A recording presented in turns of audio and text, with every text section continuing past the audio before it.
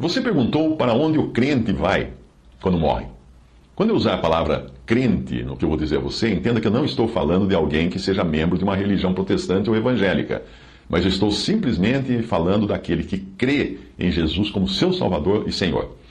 Eu estarei me referindo à pessoa que nasceu de novo, que tem a sua salvação eterna assegurada pela obra de Cristo no Calvário, falando de uma pessoa que foi objeto da misericórdia de Deus e não recebeu o que merecia receber, mas da graça de Deus ela recebeu perdão, ela recebeu o que não merecia por graça. Ao falar crente, eu estarei falando daquele que já está em Cristo, depois que ouvistes a palavra da verdade, o evangelho da vossa salvação, e tendo nele também crido, fostes selados com o Espírito da promessa, Espírito Santo da promessa. Esse último trecho é de Efésios 1,13. Apesar de nós usarmos repetidas vezes a expressão ir para o céu, quando nós falamos da situação do crente após a morte, só existe uma passagem nas Escrituras em que essa promessa é feita.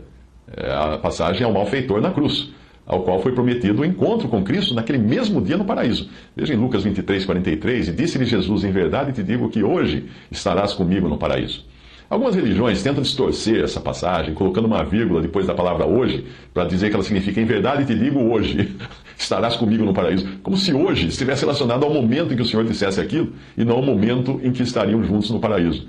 Essa ideia foi popularizada pelos Testemunhos de Jeová, na sua tradução espúria da Bíblia, que foi feita para adaptar o texto bíblico às doutrinas deles, das Testemunhas de Jeová. Dentre outras coisas, aquela seita nega a esperança imediata de o crente estar com Cristo após a morte e nega também, o que é mais grave, a própria divindade de Cristo.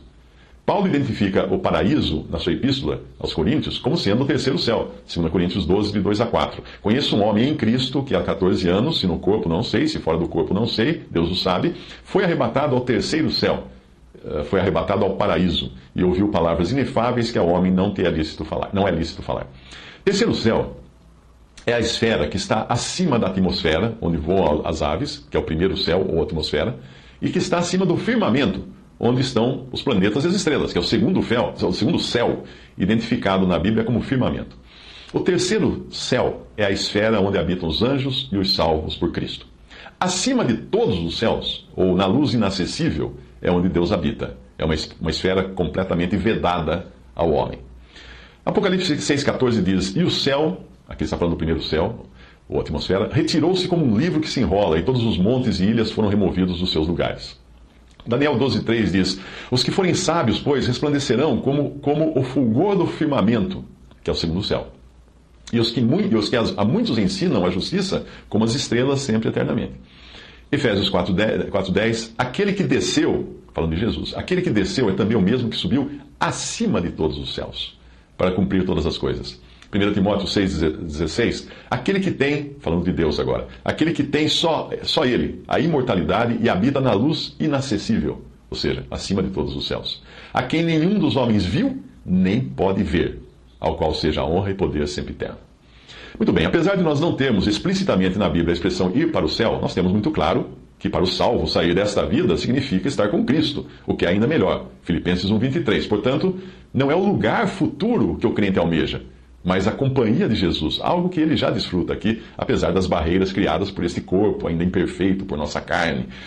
Será bom estar no céu, mas não são as sensações de felicidade ininterrupta que o crente busca. Ele busca estar com Cristo. É a pessoa de Cristo que interessa no céu. O céu só não serve. Outro dia um irmão falou que quando ele vai à casa dos pais que faleceram, ele diz, não é mais a mesma casa onde moravam seus pais.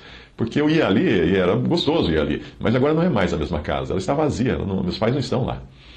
Alguns erros surgiram ao longo dos séculos de cristandade. Um deles a ideia de que o crente que morre ficaria numa espécie de sono da alma.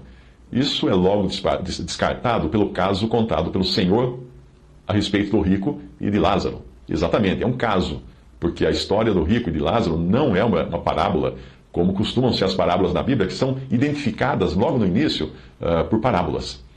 Ali nós vemos o rico e Lázaro muito vivos e muito conscientes.